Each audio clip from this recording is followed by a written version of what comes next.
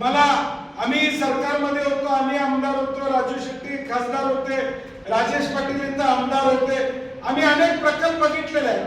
पहिला अधिकारी काय करतात, डीपीआर चं प्रेझेंटेशन करतात की हा डीपीआर आहे, इथून रस्ता चालू होणार आहे, एवढ्या किलोमीटरचा आहे, याची खोली उंची सगळं. हा एकच प्रकल्प आहे महाराष्ट्रात ज्याचा डीपीआर अजून नाही, म्हणजे असला तर आपल्यापर्यंत नाही.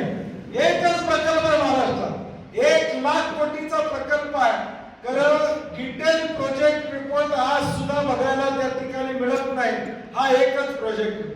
साधे ग्रामपंचायत बांधायची असली तरी नकाशा मिळतो, कशी बांधणार आहे, किती बाय कितीची खोली आहे, खिडकी कुठं असणार आहे, आज ग्रामसेवकला बसायला जागा कुठं आहे, हे साधी ग्रामपंचायत बांधताना त्याचा नकाशा असतो.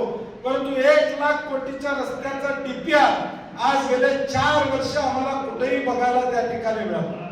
मुख्यमंत्री महोदयांनी जाहीरपणे सभागृहात मला सांगितलं, शेतकऱ्यांचा विरोध असेल तर आम्ही हा रस्ता करणार.